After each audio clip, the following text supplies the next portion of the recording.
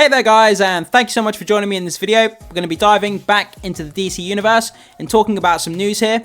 So recently it looks like DC has begun to kind of crack at the seam, if you like. Things aren't going according to plan by the sound of it. So let's just dive into this for a second. So we had that recent TV spot of Superman that came out with him flying over the ice, where his eyes kind of look funny. People ripped it to shreds. So that teaser kind of put people in a bad state looking at the Superman movie. We also had the announcement that a load of projects that were announced have now been shelved. Not necessarily cancelled, but they've been shelved or put on the back burner. So we've had mixed messages about things being greenlit but then being shelved. And now it looks like Peter Safran, one of the CEOs of DC Studios, it looks like he could potentially be leaving his position. So there's things going on kind of all over the place here that aren't good for DC. But let's get into this story here. Let's break it down and see exactly what's happening. So Peter Safran rumored DC Studios' departure could pose a major problem for the DCU. Obviously, if one of your co-CEOs leaves his position, then yeah, that's going to be a detriment to the operations of what's going on. So earlier this week, a report from Puck claimed that Warner Bros. Discovery CEO David Zaslav is looking to end Mike DeLuca and Pam Abdi's stint as Warner Bros. Pictures co-chiefs. So they've spent an awful lot of time, they spent an awful lot more time than they've made for the studio since taking charge of its film slate, and the frugal Zaslav, who hasn't shied away from scrapping near-completed projects, appears to have reached the end of his tether. Yeah, this guy, he's really strict on axing projects he thinks going to make no money. He axed the Batgirl movie. Obviously, that movie was completely Batgirl. It was completely completed production-wise. The movie was pretty much 99% done. It was axed. And then we had that Wile E. Coyote movie with John Cena that was going to be in it.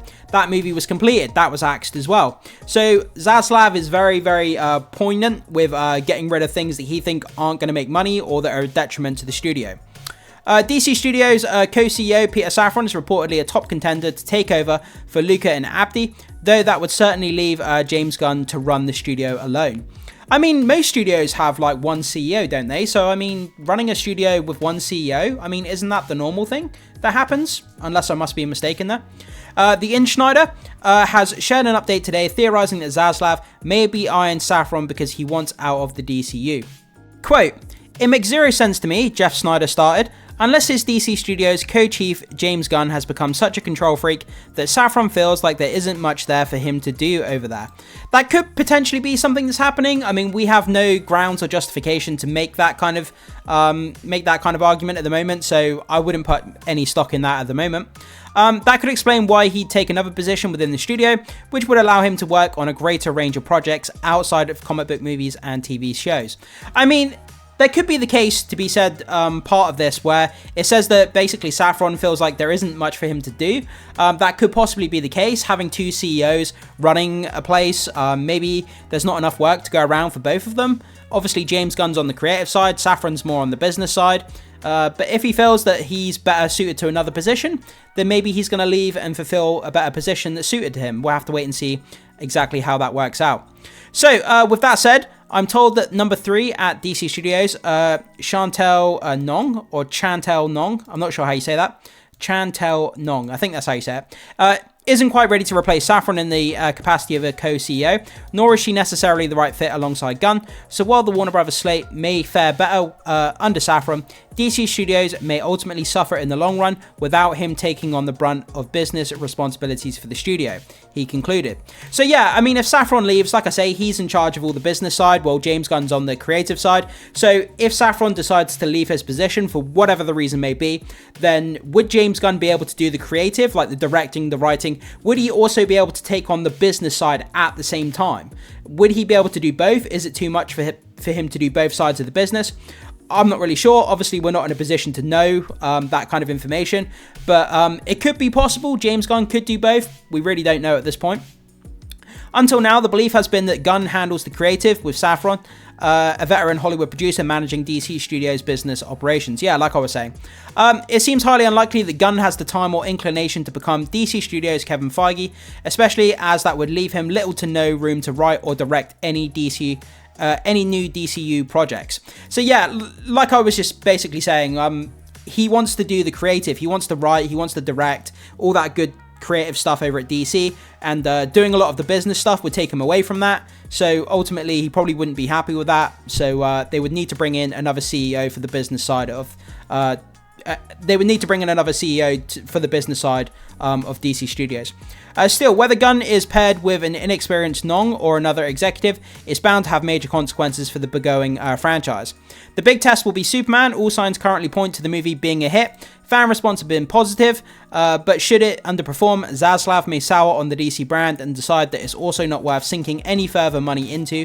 He didn't shy away from scrapping Batgirl, after all. Yeah, like I said at the beginning of the video, I've talked about this on the channel. I've done a lot of videos on Batgirl, and there was creatives who worked on Batgirl, like I think there was people who worked on the CGI and stuff like that, and they came out and basically said that the movie was 99% done. There was like a small little bit left to do, but the movie was basically fully made, fully produced, all done, nearly completed, 100%, and then they basically came out and scrapped it. So yeah, Zaslav definitely isn't afraid of scrapping stuff. With any luck, the DCU is here to stay. The superhero genre as a whole would benefit from its success, but for now, we'll just have to wait and see how things shake out. So yeah, that's basically where we are, guys. Do we have any comments on here?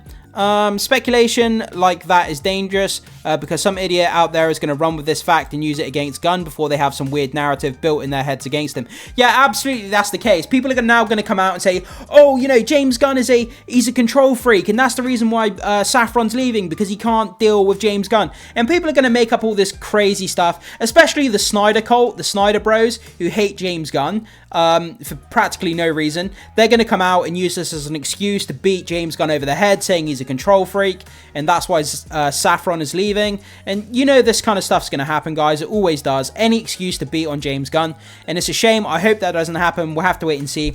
But if this is in fact true and Safran is leaving, hopefully they can find someone suitable to replace him, and that it doesn't have too much of a knock-on effect to DC going forward.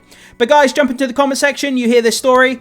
What do you think about it? Do you think it's going to have a big effect if this story is indeed true, or do you think we won't see any effect whatsoever from Safran leaving if he does decide to leave his position? Whatever your thoughts are, jump down in the comment section and let us know.